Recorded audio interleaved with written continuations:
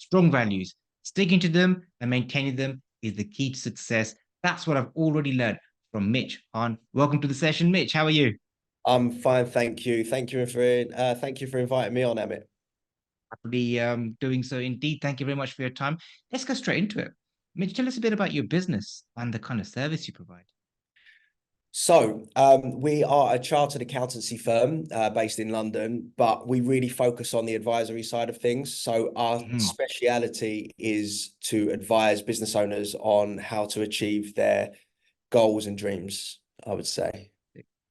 Love the sound of that. Plenty of business, go into business to achieve some goals and dreams, and who Yeah. better than to partner with an accountancy firm that could help them do that. Now, you already shared with me that your passion for a company that has strong values and beliefs, and the ones that kind of live around those. Talk to us a bit about the importance of a company having strong values or belief, no matter how big or small they are. Yeah, I think that's been the key to sort of getting to where we are today is having strong Mm, values come from the top, but having strong values and really, really believing in it mm, to be able to offer it out. I mean, it molds the service for what you're giving to clients. So, just to give you an insight, our 5 key values are just care, build connections, step beyond, bring results, and think solutions. And if you look at all of that, it focuses on every part of the journey. And mm. we do things internally that really focus on that. And they might be things that are stupid, like t-shirt designing, focusing on the values. I mean, we just done that at a big branding day that we hosted, and it was fantastic, and everyone really buys into it. And providing people stick to those values and really, Mm. really believe it, really, really, really, really believe it, um, we will give clients what they come to us for, and it will really allow us to help them sort of create success on their journey. That's a really important point you mentioned. They believe in it and they stick to them as well. Yeah. Now, most companies, when it comes to coming up with company values or a culture statement, they'll come up with a beautiful set of buzzwords, stick them onto the kitchen wall or the office wall, and think, right, these are our values. Anyone that comes in, they know what our values are. But the key is, as you said, sticking to them. Yeah. Now, if you were to share a bit of advice to the listeners here today, what advice could you give to the listeners here today on how do you stick to your core values? How do you get people to stick to them? I think your core values come from somewhere deep within, keep Mm, within. So I think you got to really, I think a lot of people, like you say, just sort of take things that sound nice and throw them onto the wall. And I think that it's really key. And to work with someone, I would say, to help bring those core values out. And once you've got them, to create sort of things around them that, I mean, we've got what's called a branding book. So ah, yeah. So I mean, we've got 70 staff now, and we've got something called a branding book. So that every time someone does something relating to our core values, whether that be internally or for a client, it goes into the branding book, and you can do it. It's all automated on Teams. And then it gets shared with the whole office, and then we have sort of branding champions every quarter, and we do a big sort of uh, prize for them. Maybe whatever we amazing. must send them and their partners to sort of for dinner and into a hotel or whatever, like You kind of spa-ing. really bring them into life by turning it to a bit of a competition, turning it to reward, turning it to a bit of attention giving as well. So you kind of bring those values to life and the whole Do you know, process to life as well. do you know what you hear so many times about sales getting commission and things like that? Mm, And why shouldn't people be rewarded for providing an incredible service and sticking to yeah, what the company's supposed to believe in? I think it's really yeah, important. absolutely. Now, talking of sales, you mentioned to me earlier on that your background was actually in sports. Yeah. But now, fast forward a number of years, you're the CEO of this accountancy firm. Sports, accountancy, So, sports. I can't think of that's me something now. which is That's happened. which is further from each other than I don't mean Mm. to be rude to all the accountants listening, but accounting is pretty boring when it comes to sport. Yeah. Now, what learnings or lessons did you bring in from your sports experience into managing leading an accountancy firm? It's a question that I get asked all the time, and it's something I love talking about actually, because I think, putting sort of industries aside, I think one thing that you learn from sport, probably more so than any other industry, is psychology. I think sports Mm, psychology is if anybody can learn it or experience it, it's it's incredible. It's an incredible thing. And I would say that a majority of the things that I've implemented here, or the way that I go about my sort of day-to-day life, or the way that I deal with people here and try and get the best results, it all comes from sport and team Mm, and learn. I've worked with managers when I was a player, and I still play just semi-pro, but when I was sort of in the full-time game, where I felt deflated, I felt that I didn't want to play. I felt, but I've also played for managers that I'd run through a brick wall for. mm, It's learning the way to deal with people.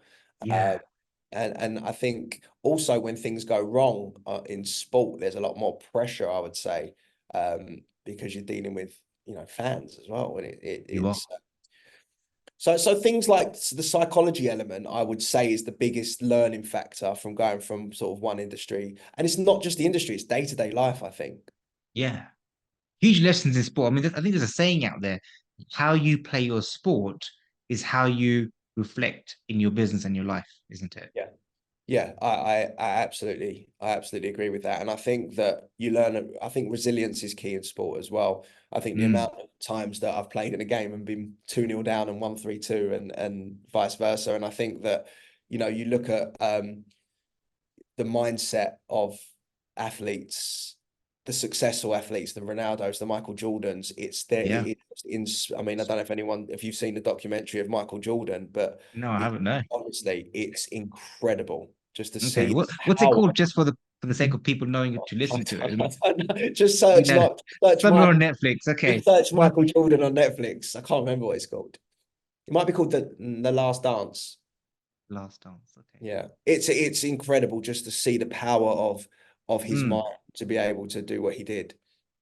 Even some of the learnings from David Beckham's Netflix series, I think that was more of an emotional driver around, yes, he's a very down to earth person and so lovable. But there are so many learnings from there, from the David Beckham's Netflix program as well, which was quite interesting. But yes, I But don't doubt that Michael Jordan's is. compartmentalization as well is something huge that people don't really talk about. And everyone Mm, who comes into this office or comes into the firm and works every day has a life, and they have yeah, their own things going on, whether that may be health issues, whether that may be relationship issues, family issues, who knows, right? yeah. And I think that to be able to compartmentalize those things and be able to actually you know Mm, go through your day's work and help clients when you might not be in the right mind, things like that, we don't really notice enough. I think it's you learn a lot of that in sport. And I think, like, the David Beckham documentary is a great one yeah, because of all the things he went through. The Ronaldo, another one of my sort of icons and heroes for me. All the stuff he went through, all the pressure of the media, the whole world hating him at one point, and David Beckham, to be fair, yeah. and they flip it around and just compartmentalize it and really sort of focus on themselves, and it's really key. And that's such a good example he shared about Beckham because yes, after I can't remember when it was in 1998 when he kicked Simeone on the back of his leg, and then I think the whole country hated him. The Yeah, effigies of him being burnt, etc. And then all of a sudden, within 2 years, literally, I think he was captaining England in Wembley Stadium and got them through against Greece or Greece for great. the Euros straight after. Within 2 years, from being the most hated person to captaining the country. Now, from your experience, and I don't expect you to have all the answers, no one does, but from your experience, what would you say, Mitch? Why would person A be able to turn it around and person B wouldn't? You touched on resilience, but is there anything else that differentiates a person who would take a failure, sit on it, and probably retire from football or business? Because I'm Yeah, sure there's plenty of business owners who face a setback in business and think, right, have to pack up and just get a job. Whereas somebody says, right, that was difficult, but boom, leave their industry. What kind of differences, character do you think are between those two characters? I sort of stepping sideways. I think that there's I mean, there's two things that I would say to Mm, actually go through things like that, and that's one, surround yourself with the right people. I think that is so key. I mean, mm, and I've met so many business owners that have had things great and then ended up going through a tough point and never returned because their ego was too strong. Oh, I don't need them. Oh, I don't need them. Let me tell you something, right? I don't care how rich, successful your business, whatever. Mm. You always need to surround yourself with good people and better Yes. people, people that have a different life experiences. Diversity is huge Yeah, because they will get you through stuff. absolutely. Get you through stuff. I think that that is massive. So I have a network. You know, one thing I would say, I have a great network of people, and I am not frightened to ask people for help. Mm. I'm not frightened to do that, and it's, you know, been a game changer for me. We had an issue. We grew so quickly years and years ago. It must have been about 10 years ago now. And it wasn't nice actually here. We went through a transition point where it wasn't nice. The culture, we were had to hire quickly and we were hiring the wrong people, you know, just to be brutally honest. Yeah. And it wasn't really the nicest place to be. And I went to a client and friend of mine who owns a recruitment company, and I walked into his Right. office, and it was like the energy was incredible. Like, to go into, it was like a Fantastic. breath of fresh air. And I was like, I want to be like this. Yeah. So I asked him for help, you know, and he's someone that I've always, no, I wouldn't say competed with, but we're the same age, went to the same school. It was like, you know, and I asked him for help. I never asked him for help in my life. Never asked. And I sat and I said, oh, look, I really, really respect and admire what you're doing. Can you help me? And he did. And he helped me transform this place. Didn't take long. I mean, the issues weren't as deep as what I thought they were, but it was, you know, so that would be my thing. Surround yourself with the right people, and also hire people that are smarter than you. Love it. Yeah. Love it, love it, love it. I mean, you hit so many important points there that I'm thinking which one to delve into right now. But like I said, hire people that are smarter than you at certain things that maybe you're not your best at, but also surround yourself with great people. Now, they provide help, people around you, but it can also provide standards or examples or almost become a bit of a somebody you can aspire to be, or role models. Talking of role model, let's go down that path very quickly. Who would you say in business or in life, I think you touched on it already, is a role model that you've looked up to from the moment you were almost like a business developer for your accountancy firm, going to become the CEO? Who did you look up to get there? I don't want to be too obvious and cliche with this one, because I Mm, think there's ultimately people that we all know in the world, like, you know, your mm, Jeff Bezos and your Elon Musk's, and but you know, I'd say there's two really. One is, um I'll start with the sport one. I won't focus on it, but the one is Ronaldo, just yeah, because, I mean, this mental strength of that guy. ferocious guy he is. Just To, doesn't give up.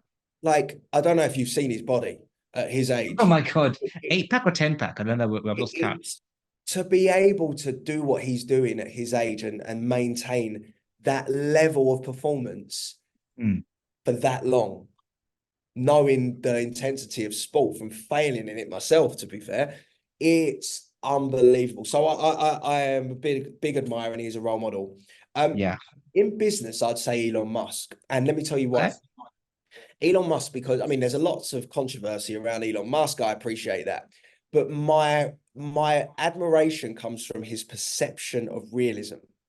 Mm, Now, whenever one of my pet hates was when I was sort of started, or when I was growing up, is, you can't do that. It's unrealistic. You can't do that. It's unreal. It drives me bonkers, because just because it's unrealistic for them to visualize, it might not be unrealistic for me to visualize mm, it.